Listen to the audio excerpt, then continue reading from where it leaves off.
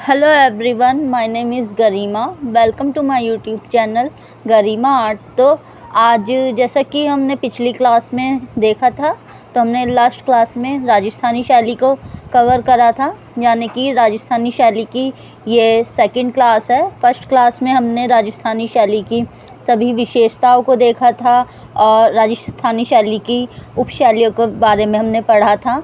तो आज हम राजस्थानी शैली की उपशैलियों को वन बाय वन डिस्कस करेंगे।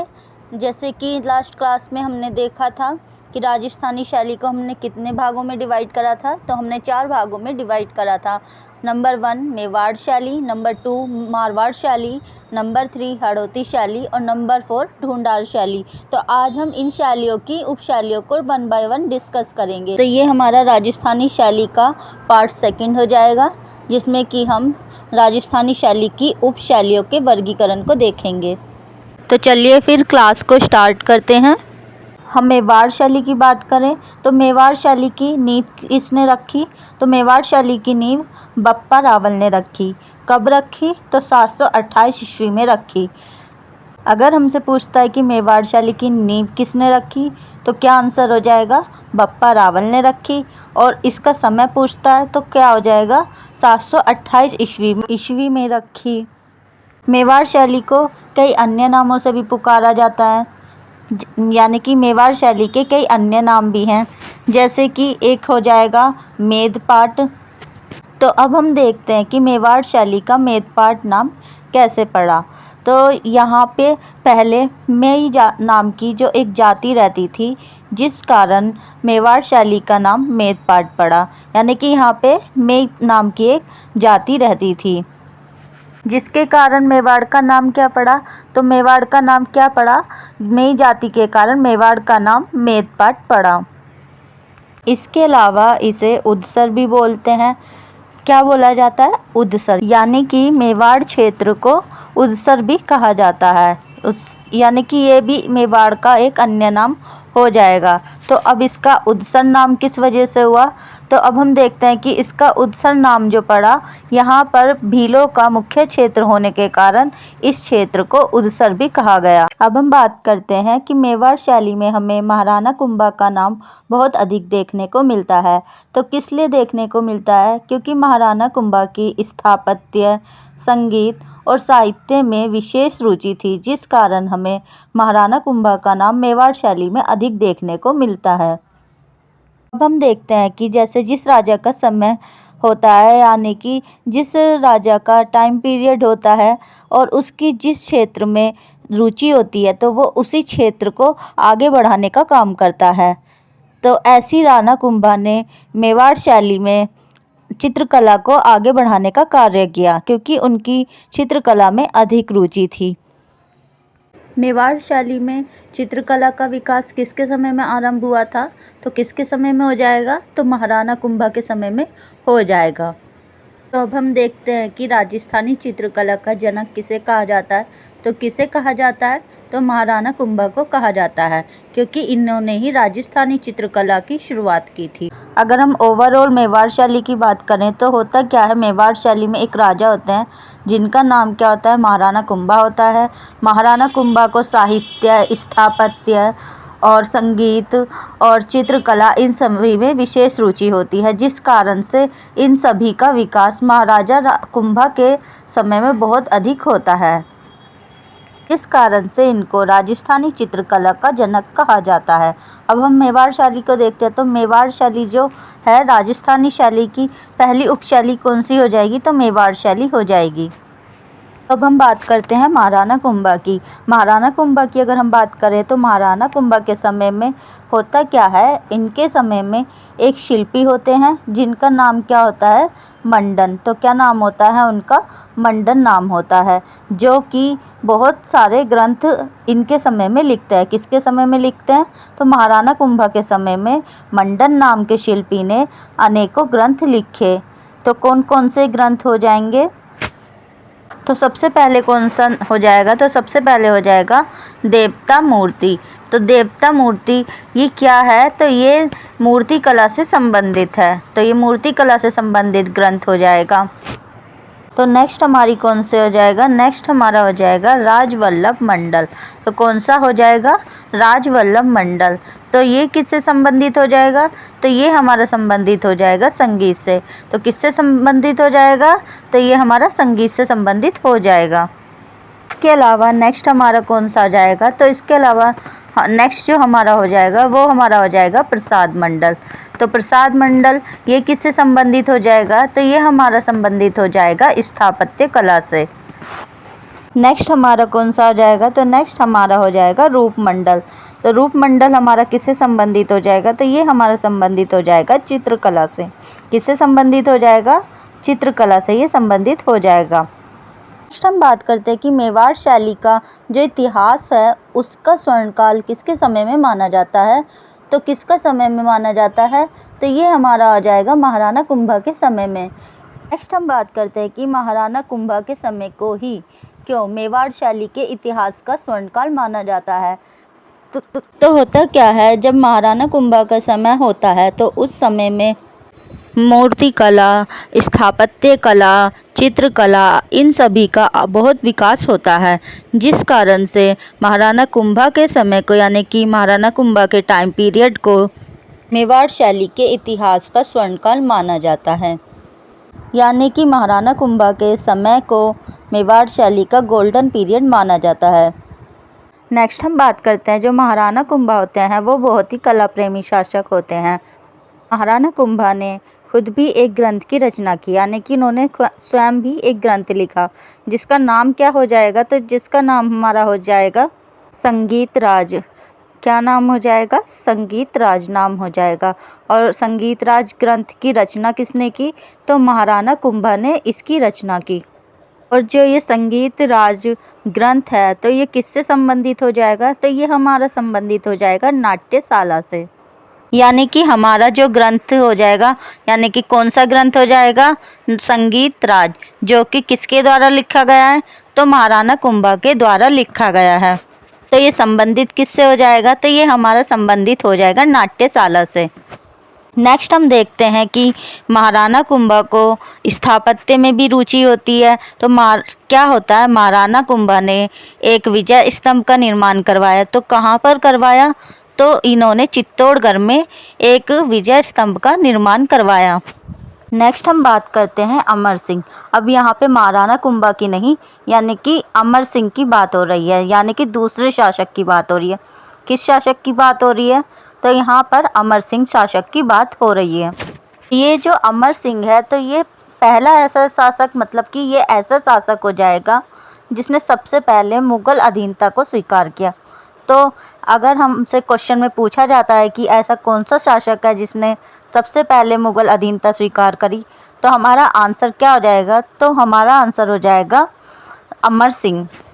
नेक्स्ट हम बात करें कि मेवाड़ी चित्रों पर मुगल प्रभाव सबसे अधिक किसके समय में देखने को मिलता है, तो किसके समय में देखने को मिलता है, महाराणा संग्राम सिंह के समय में देखने को मिलता है। नेक्स्ट हम बात करते हैं महाराणा कुंभा की, यानी कि जब महाराणा कुंभा के पश्चात कौन गद्दी पर बैठता है, यानी कि जब महाराणा कुंभा का समय ख़त्म हो जाता है, यानी कि उनका कार्यकाल ख़त्म हो जाता है, तो उसके बाद कौन गद्दी पर बैठता है, तो महाराणा कुंभा के पश्चात राणा सांगा गद्दी पर बैठते हैं। तो कौन बैठता है, तो राणा सांगा महाराणा कुंभा के बाद गद्दी पर बैठते हैं। और राणा सांगा के पुत्र भोजराज का विवाह किसके साथ होता है, तो मीराबाई के साथ राजा भोज का विवाह होता है। अगर हम मीराबाई की बात करते हैं तो मीराबाई हमारी किसकी भक्त हो जाएंगी, तो मीराबाई हमारी कृष्ण की भक्त हो जाएंगी। और कृष्ण संप्रदाय हमारा किससे संबंधित है, तो वो हमारा वैष्णव संप्रदाय से संबंधित हो जाएगा, यानी कि मीराबाई वैष्णव भक्त हो जाएंगी। तो होता क्या है, जो मीराबाई होती हैं वो हमारी कृष्ण संप्रदाय यानी कि वैष्णव संप्रदाय से संबंधित होती है। तो इसका असर राजस्थानी कला और संस्कृति दोनों पर पड़ता है, यानी कि राजस्थानी शैली में वैष्णव संप्रदाय से संबंधित अधिक चित्र बनने लगते हैं। नेक्स्ट हम बात करते हैं मेवाड़ शैली के मुख्य केंद्र की। तो मेवाड़ शैली का मुख्य केंद्र कौन सा हो जाएगा, तो ये हमारा हो जाएगा उदयपुर।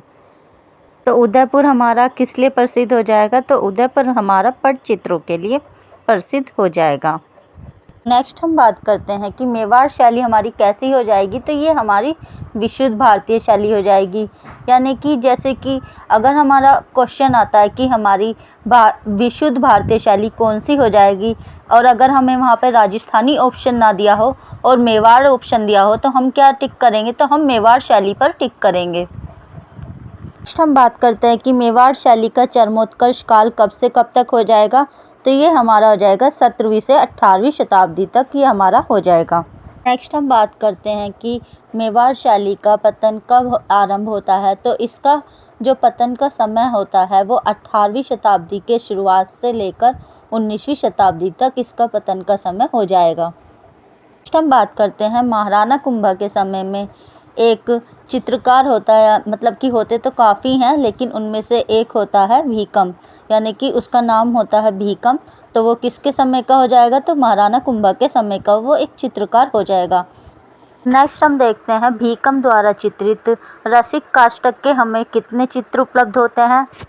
रसिक काष्ठक के हमें 6 चित्र उपलब्ध होते हैं, जिन्हें हम मेवाड़ शैली का क्या मान सकते हैं, मतलब कि हम इन्हें मेवाड़ शैली के प्रारंभिक उदाहरण मान सकते हैं।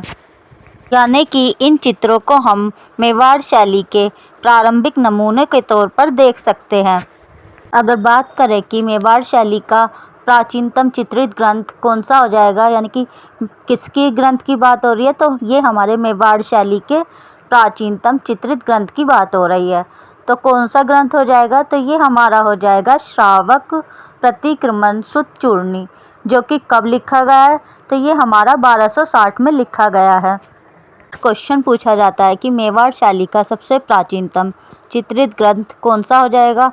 तो श्रावक प्रतिक्रमण सुत चूर्णी हमारा इसका बिल्कुल राइट आंसर हो जाएगा। और ये चित्रित किसके समय में किया गया? तो ये गुहिल तेज के समय में चित्रित किया गया। किसके समय में चित्रित किया गया? गुहिल तेज के समय में चित्रित किया गया। तो ये जो हमारा ग्रंथ हो जाएगा श्रावक प्रतिक्रमण सुत चूर्णी, ये किसके समय में चित्रित किया गया? तो ये गुहिल तेज सिंह के समय में चित्रित किया गया। और कब चित्रित किया गया? तो ये 1260 में चित्रित किया गया। इसके अलावा हम बात करते हैं कि इसको चित्रित किसने किया था। तो इसको चित्रित किया था कमल चंद्र ने, यानी कि कमल चंद्र चित्रकार के द्वारा यह ग्रंथ कौन सा श्रावक प्रतिक्रमण सुत चूर्णी ग्रंथ को चित्रित किया गया। इसके अलावा हम नेक्स्ट देखते हैं कि मेवाड़ शैली का दूसरा चित्रित ग्रंथ कौन सा हो जाएगा। तो ये हमारा हो जाएगा कल्पसूत्र। कौन सा हो जाएगा? कल्पसूत्र, जो कि कब चित्रित किया गया? तो ये हमारा 1418 ईस्वी में चित्रित किया गया। यानी कि कल्पसूत्र जो कि 1418 ईस्वी में चित्रित किया गया, ये हमारा मेवाड़ शैली का चित्रित दूसरा ग्रंथ हो जाएगा। ये जो कल्पसूत्र हो जाएगा जो कि 1418 में लिखा गया है, यानी कि 1418 में जो कल्पसूत्र लिखा गया है वो कहाँ पर रचित हुआ है, यानी कि कहाँ पर चित्रित हुआ है? तो वो हमारा सोमेश्वर ग्राम में, यानी कि सोमेश्वर ग्राम में चित्रित हुआ है। कौन सा ग्रंथ? यानी कि कल्पसूत्र हमारा सोमेश्वर ग्राम में चित्रित हुआ है, जो कि 1418 में चित्रित किया गया है। और ये हमारा मेवाड़ शैली का दूसरा चित्रित ग्रंथ हो जाएगा। नेक्स्ट हम बात करते हैं कि इसके बाद, यानी कि कल्पसूत्र के बाद अन्य कौन से ग्रंथ चित्रित हुए हैं। तो हमारे इसके बाद 1423 ईस्वी में हमारे सुपासनाचर्यम और गीत गोविंद आदि जो ग्रंथ है वो चित्रित हुए। नेक्स्ट हम बात करते हैं कि जो सुपासनाचर्यम जो ग्रंथ हो जाएगा वो हमारा किसके समय में लिखा गया है। तो ये हमारा लिखा गया महाराणा मोकल के समय में। किसके समय में? महाराणा मोकल के समय में। नेक्स्ट हम बात करते हैं सुपासनाचर्यम ग्रंथ चित्रित कहाँ पे किया गया है। तो ये हमारा चित्रित किया गया है दिलवाड़ा में, यानी कि दिलवाड़ा उदयपुर में।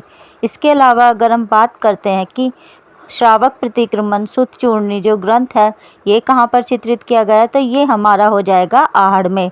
आहड़ उदयपुर में ये हमारा चित्रित किया गया है। नेक्स्ट हम देखते हैं कि हमारा जो ग्रंथ है सुपासनाचर्यम, ये हमारा किसके द्वारा चित्रित किया गया। तो ये हमारा चित्रित किया गया हीरानंद के द्वारा। किसके द्वारा? हीरानंद के द्वारा ये हमारा चित्रित किया गया। नेक्स्ट हम बात करते हैं कि मेवाड़ शैली का सबसे सुंदर चित्रण किस ग्रंथ का हुआ है। तो किस ग्रंथ का हुआ है? तो सबसे पहले हमारा हो जाएगा कौन सा? यानी कि सबसे पहले हमारा हो जाएगा चोर पंचाशी का, जो कि विल्हन द्वारा लिखा गया है। किसके द्वारा लिखा गया है? तो ये हमारा विल्हन के द्वारा लिखा गया है। नेक्स्ट हमारा कौन सा हो जाएगा? नेक्स्ट हमारा हो जाएगा पालम भागवत, यानी कि मेवाड़ शैली में चोर पंचाशी का और पालम भागवत ये दो ऐसे ग्रंथ हैं जिनका सबसे सुंदर चित्रण हुआ है। तो नेक्स्ट हम बात करते हैं कि सबसे पहले फर्स्ट वाली क्लास में हमने क्या देखा था। तो सबसे फर्स्ट वाली क्लास में हमने पढ़ा था कि अगर रागमाला का चित्रण पूछा जाता है कि सबसे अधिक कहाँ हुआ है, तो वो हमारा हो जाएगा राजस्थानी शैली में। और वहीं अगर हमसे पूछा जाता है कि 12 मासा का चित्रण सबसे अधिक किस शैली में हुआ है, तो वो हमारा हो जाएगा पहाड़ी शैली में। यहाँ पर हम रागमाला से रिलेटेड पॉइंटों को देखेंगे जिसका चित्रण राजस्थानी शैली में सबसे अधिक हुआ है। सबसे पहले हम देखते हैं चावंड में रागमाला जो चित्रित की थी, तो वो किसने की थी? तो वो की थी निसारुद्दीन ने। और कब की थी? तो 1605 में की थी। कि चावंड में 1605 में निसारुद्दीन द्वारा चित्रित रागमाला किसके समय में चित्रित की गई? तो ये हमारी अमर सिंह के समय में चित्रित की गई। तो किसके समय में चित्रित की गई? तो ये हमारी महाराणा राणा सिंह के समय में चित्रित की गई। नेक्स्ट हम बात करते हैं कि मेवाड़ी चित्रकला का स्वर्णकाल किसके समय को माना जाता है? तो महाराणा जगत सिंह के समय को मेवाड़ी चित्रकला का स्वर्णकाल माना जाता है। नेक्स्ट हम देखते हैं सर्वाधिक मुगल शैली का प्रभाव किसके समय में देखने को मिलता है? भगवान, ये तो गलत। नेक्स्ट हम बात करते हैं सर्वाधिक मुगल शैली का प्रभाव हमें किसके समय में देखने को मिलता है? तो हमें महाराणा संग्राम सिंह के समय में देखने को मिलता है। तो नेक्स्ट हम देखते हैं कि मेवाड़ शैली का सबसे सुंदर चित्रण किसमें हुआ है? तो ये हमारा हो जाएगा चोर पंचाशी का। और इसके अलावा दूसरा हमारा हो जाएगा पालम भागवत। ये मैंने आपको शुरू में ही बता दिया था। नेक्स्ट हम देखते हैं कि 1605 की रागमाला का चित्रण किसने किया था? तो ये हमारा हो जाएगा निसारुद्दीन ने किया था। इसके बाद 1628 की रागमाला का चित्रण किसने किया था? तो ये हमारा हो जाएगा साहिबदीन, यानी कि 1605 में जो रागमाला चित्रित हुई उसे किसने चित्रित किया? तो वो चित्रित की निसारुद्दीन ने। और 1628 की जो रागमाला चित्रित हुई वो किसने चित्रित की? तो वो हमारी की थी साहिबदीन ने। किसने? साहिबदीन ने। ठीक है, दोनों पॉइंट आई थिंक आपको क्लियर हो गए होंगे। तो चलिए नेक्स्ट देखते हैं। इसके अलावा हम बात करते हैं कि 1630 में गीत गोविंद का चित्रण किसने किया? तो ये किसने किया? तो ये भी साहिबदीन ने किया। यानी कि 1628 की रागमाला और 1630 में गीत गोविंद, इन दोनों का चित्रण किसने किया? तो ये हमारा किसने हो जाएगा? तो ये हमारा हो जाएगा साहिबदीन ने, यानी कि इन दोनों का चित्रण साहिबदीन ने किया।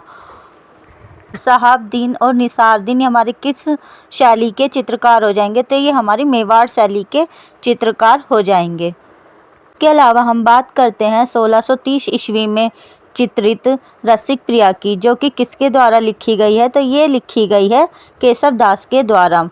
तो केशव दास द्वारा लिखित रसिक प्रिया किसके द्वारा चित्रित की गई है? तो ये जो चित्रित की गई है, ये चित्रित की गई है मेवाड़ शैली के चित्रकार साहिबदीन द्वारा। यानी कि साहिबदीन द्वारा क्या क्या चित्रित किया गया है? एक हमारा हो जाएगा रागमाला जो कि 1620 में चित्रित की है। एक हमारा हो जाएगा गीत गोविंद जो कि 1630 में चित्रित किया है। इसके अलावा हमारा हो जाएगा 1630 का रसिक प्रिया। ये तीनों जो हो जाएंगे ग्रंथ, ये किसने चित्रित किया है? तो ये हमारे साहिबदीन ने चित्रित किया है, जो कि हमारे मेवाड़ शैली के चित्रकार हो जाएंगे। रसिक प्रिया के हमें टोटल कितने चित्र प्राप्त हैं? तो इसके हमें 41 चित्र प्राप्त हो जाते हैं, जिसमें अगर हम बात करें कि रसिक प्रिया का जो हमें 41 चित्र मिले हैं उसमें सबसे अच्छा चित्र कौन सा है? तो ये हमारा हो जाएगा रासलीला का। यानी कि रसिक प्रिया का सबसे अच्छा चित्र कौन सा हो जाएगा? तो ये रसिक प्रिया का सबसे अच्छा चित्र ये हमारा हो जाएगा रासलीला का। 1630 में रसिक प्रिया किसने चित्रित की? तो ये चित्रित की साहिबदीन ने। इसके अलावा 1649 से लेकर 50 में रामायण किसने चित्रित की? तो ये हमारी चित्रित की थी मनोहर ने। यानी कि रामायण का चित्रकार कौन हो जाएगा? मनोहर। और रसिक प्रिया का चित्रकार कौन हो जाएगा? तो साहिबदीन। अलावा 1648 में भागवत पुराण का चित्रण किसने किया? तो ये हमारे हो जाएंगे साहिबदीन, यानी कि 1648 की भागवत पुराण का चित्रण साहिबदीन ने किया। साहिबदीन के भागवत पुराण के चित्र कहाँ पर संग्रहित हो जाएंगे? तो ये हमारे पूना संग्रहालय में संग्रहित हो जाएंगे। तो कहाँ संग्रहित हो जाएंगे? तो ये पूना संग्रहालय में संग्रहित हो जाएंगे। इसके बाद यानी कि इसके 2 साल बाद इन्होंने दोबारा से रागमाला का चित्रण करना शुरू किया। किन्होंने? या साहिबदीन ने।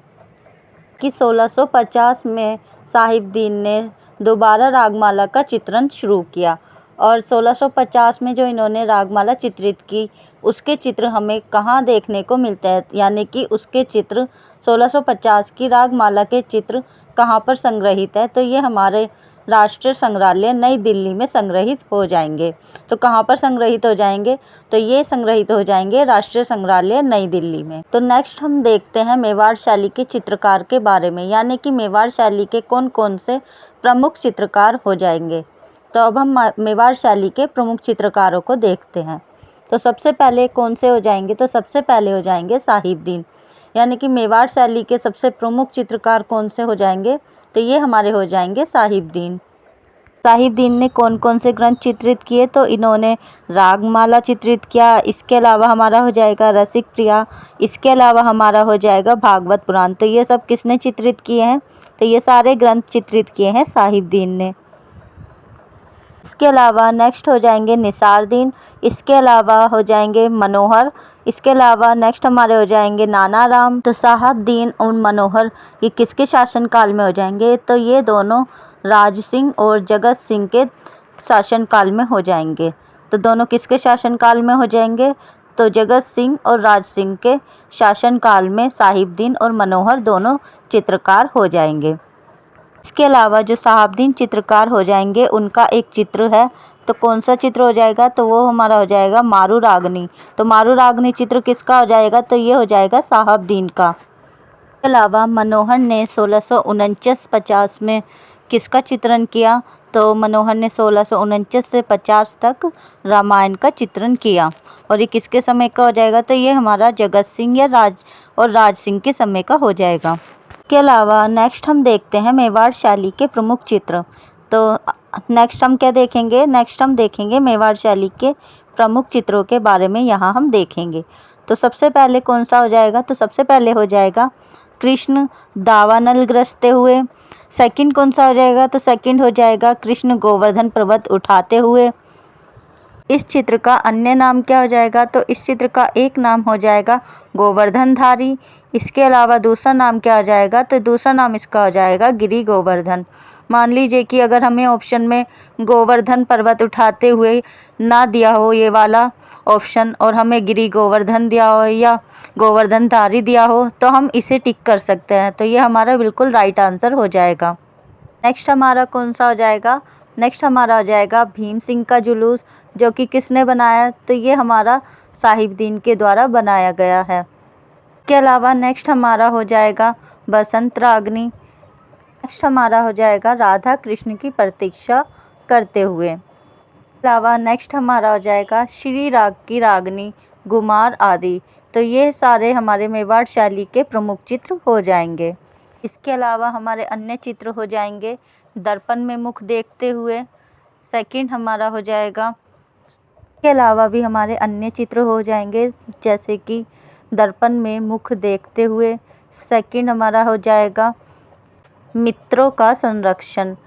तो सेकंड हमारा कौन सा हो जाएगा? सेकंड हमारा हो जाएगा मित्रों का संरक्षण। इसके अलावा थर्ड हमारा हो जाएगा, तो थर्ड नंबर पे हमारा कौन सा हो जाएगा?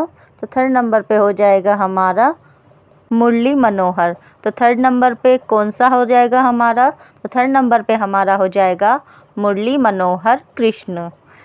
इसके अलावा फोर्थ नंबर पे हमारा कौन सा हो जाएगा? तो फोर्थ नंबर पे हमारा हो जाएगा मुग्धा नायिका। कौन सा हो जाएगा? मुग्धा नायिका, जो कि किसके द्वारा चित्रित किया गया है? तो ये चित्रित किया गया है साहिबदीन के द्वारा। किसके द्वारा? साहिबदीन के द्वारा ये चित्रित किया गया है। कौन सा? नायिका मुग्धा। और ये चित्र कहाँ पर संग्रहित है? तो ये कहाँ पे संग्रहित हो जाएगा? तो ये हमारा चित्र संग्रहित हो जाएगा कहाँ पे? राष्ट्रीय संग्रहालय नई दिल्ली में ये हमारा चित्र संग्रहित हो जाएगा। तो कहाँ संग्रहित हो जाएगा? राष्ट्रीय संग्रहालय नई दिल्ली। राष्ट्रीय संग्रहालय नई दिल्ली में ये चित्रित हो जाएगा। कौन सा चित्र? मुग्धा नायिका, जो किसके द्वारा बनाया गया है? साहिबदीन के द्वारा बनाया गया है। ये जो हमारा चित्र हो जाएगा श्री राग की रागनी गुमान आदि। तो इसमें राजा रानी को किस पर बैठे हुए दिखाया गया है? तो इसमें राजा रानी को ऊँट पर बैठे हुए दिखाया गया है, यानी कि इसमें राजा रानी को ऊँट पर बैठे हुए चित्रित किया गया है।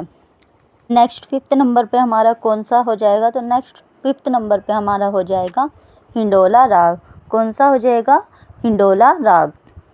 नेक्स्ट हमारा हो जाएगा यौवन की अंगड़ाई। और ये जो यौवन की अंगड़ाई चित्र है, ये हमारा कैसा चित्र हो जाएगा? तो ये हमारा हो जाएगा भित्ति चित्र। और ये कहाँ पर है? तो ये हो जाएगा उदयपुर में। नेक्स्ट हम बात करते हैं ढोला मारू की। तो ढोला मारू हमारा क्या हो जाएगा? ढोला मारू हमारा ग्रंथ हो जाएगा। और ये किसके समय में लिखा गया है? तो ये लिखा गया है रावल हरिराज के समय में, यानी कि ढोला मारू ग्रंथ किसके समय में लिखा गया है? तो ये रावल हरिराज के समय में लिखा गया। और कब लिखा गया? तो ये 1550 से 1560 के बीच में लिखा गया है। इस ग्रंथ के लिखने का समय क्या हो जाएगा? तो इसका समय हो जाएगा 1550 से 1560 के बीच। नेक्स्ट हम बात करते हैं ढोला मारू का सबसे पहले चित्रण कब हुआ? तो ये हमारा हो जाएगा 1592 ईस्वी में। कहाँ पे हुआ? मेवाड़ में। ढोला मारू किसके द्वारा लिखा गया? तो ये कवि कलोल के द्वारा लिखा गया। और किस भाषा में लिखा गया? तो डिंगल पिंगल भाषा में ये लिखा गया। तो इसकी भाषा कौन सी हो जाएगी? कौन सी भाषा में ढोला मारू ग्रंथ लिखा गया है? तो ये लिखा गया है डिंगल पिंगल भाषा में, यानी कि इसकी भाषा कौन सी हो जाएगी? डिंगल पिंगल इसकी भाषा हो जाएगी। कौन से ग्रंथ की? ढोला मारू ग्रंथ की, जो किसने लिखा है? कवि कलोल ने लिखा है। इसके अलावा हम बात करते हैं ढोला मारू की। तो ढोला मारू का जो सबसे पहले चित्रण है वो कहाँ पे हुआ है? तो ये मेवाड़ शैली में हुआ है। कब हुआ है? तो 1592 ईस्वी में हुआ है। इसके अलावा बात करें कि ढोला मारू के सर्वाधिक चित्र किस शैली में बने हैं? तो ये हमारे बने हैं मारवाड़ शैली में। और मारवाड़ की उपशैली यानी कि जोधपुर में।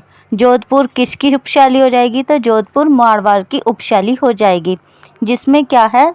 ढोला मारू के सबसे ज़्यादा चित्र बने हैं। ये 2 क्वेश्चन एक टाइप के लगते हैं, इनमें बहुत कन्फ्यूज़न होता है। तो सबसे पहले क्वेश्चन है कि ढोला मारू का जो चित्रण है वो सबसे पहले कहाँ होता है? तो हम कहाँ देखते हैं? तो ढोला मारू का जो सबसे पहले चित्रण होता है तो वो मेवाड़ शैली में होता है। और ढोला मारू का सबसे अच्छा चित्रण का होता है तो वो किस शैली में हो जाएगा? तो वो हमारा जोधपुर शैली में हो जाएगा। इसी 2 क्वेश्चनों में बच्चे कंफ्यूज हो जाते हैं। जब तक ये क्वेश्चन ना पूछा जाए कि ढोला मारू का चित्रण सबसे अच्छा किस शैली में हुआ है, तब तक आप जोधपुर शैली नहीं लगाएंगे। तब तक आपको मेवाड़ शैली ही आंसर देना है। आपको क्या याद रखना है? ढोला मारू का जो सर्वाधिक चित्रण हुआ है वो जोधपुर शैली में हुआ है। और ढोला मारू का जो सबसे पहले चित्रण हुआ है तो वो मारवाड़ शैली में हो जाएगा। तो ये आपको बिल्कुल याद रखना है। इसके अलावा सबसे पुरानी रागमाला कौन सी हो जाएगी? तो वो हो जाएगी चुनार रागमाला। तो रागमाला हमारी 2 हैं, एक 1605 की जो निसारदीन ने चित्रण किया है जिसका, और एक हमारी हो जाएगी चुनार रागमाला। उसका जो चित्रण है चुनार स्थान पर ही हुआ है, राजस्थान के। और ये मेवाड़ शैली की सबसे पुरानी रागमाला हो जाएगी, जिसका क्या नाम हो जाएगा? चुनार रागमाला। जोधपुर शैली में जो ढोला मारू का चित्र बना है तो वो कब बना है? तो वो हमारा हो जाएगा 1880 में। और कहाँ पे संग्रहित हो जाएगा? तो ये राष्ट्रीय संग्रहालय नई दिल्ली में संग्रहित हो जाएगा। नेक्स्ट हम क्या देखेंगे? तो नेक्स्ट हम मेवाड़ शैली की विशेषताएं देखेंगे। तो नेक्स्ट क्या देखेंगे? किसके बारे में बात करेंगे? तो नेक्स्ट अब हम मेवाड़ शैली की विशेषताओं के बारे में बात करेंगे। मेवाड़ जो है राजस्थानी शैली की पहली उपशैली हो जाएगी। तो कौन सी शैली हो जाएगी? पहली उपशैली हो जाएगी। अब हम देखते हैं मेवाड़ शैली में कैसे रंगों का यूज़ हुआ है, तो मेवाड़ शैली में लाल और पीले रंगों का अधिकता से प्रयोग हुआ है। कौन से रंगों का? यानी कि लाल और पीले रंगों का मेवाड़ शैली में बहुत प्रयोग हुआ है। मेवाड़ शैली में स्त्री आकृतियाँ कैसी बनाई गई है, तो मेवाड़ शैली में स्त्री आकृति छोटी और नाटी बनाई गई हैं। मेवाड़ शैली में नेत्र कैसे बनाए गए हैं, तो नेत्र मीनाकार बनाए गए हैं। यानी कि स्त्री की आकृति कैसी बनाई गई है, तो छोटी नाटी बनाई गई है। और नेत्र कैसे बनाए गए हैं, तो नेत्र मीनाकार बनाए गए हैं। मेवाड़ शैली में नेत्र कैसे बनाए गए हैं, यानी कि मीनाकार नेत्र बनाए गए हैं, यानी कि मछली के समान नेत्र बनाए गए हैं। नेक्स्ट हम बात करते हैं मेवाड़ शैली में हमें हास्य कैसे मिल जाते हैं। तो मेवाड़ शैली में हमें कहीं पे लाल हास्य देखने को मिलता है, तो कहीं पे हमें पीले हास्य देखने को मिलते हैं। तो कैसे हास्य देखने को मिलते हैं? कहीं पे लाल और कहीं पे पीले। किस शैली में? मेवाड़ शैली में। मेवाड़ शैली में भवनों को कैसे रंग से चित्रित किया गया है, तो सफ़ेद रंग से चित्रित किया गया है। कैसे रंग से चित्रित किया गया है? सफ़ेद रंग से। मेवाड़ शैली में सफ़ेद रंगों से भवनों को चित्रित किया गया है। नेक्स्ट हम मेवाड़ शैली के महत्वपूर्ण तथ्यों को देखते हैं। तो सबसे पहले हम बात करेंगे मेवाड़ शैली में बड़े बड़े चित्र बनने की शुरुआत किसके समय में हुई, तो ये हो जाएगा राणा हमीर सिंह के समय में हुई। तो कब से शुरुआत मानी जाती है मेवाड़ शैली में बड़े चित्रों की, तो ये मानी जाती है राणा हमीर सिंह के समय से। के अलावा नेक्स्ट देखते हैं पीएन चोयल ने मेवाड़ शैली को कौन सी शैली कहा, तो पीएन चोयल ने मेवाड़ शैली को गुर्जर शैली कहा। कौन सी शैली कहा? गुर्जर शैली। नेक्स्ट बात करते हैं मेवाड़ शैली की उत्पत्ति किस शैली से होती है, तो मेवाड़ शैली की उत्पत्ति राजस्थानी लोक कला से होती है। तो राजस्थानी लोक कला से किस शैली की उत्पत्ति होती है, तो मेवाड़ शैली की उत्पत्ति होती है। आज की आपकी ये क्लास यहीं पे ख़त्म होती है। आई होप कि आपको क्लास पसंद आई होगी। अगर आपको क्लास पसंद आई है तो प्लीज़ मेरे चैनल को लाइक और सब्सक्राइब ज़रूर करिएगा और कमेंट बॉक्स में अपना कमेंट भी लिखिएगा कि आपको क्लास कैसी लगी। Thank you. मिलते हैं नेक्स्ट क्लास में।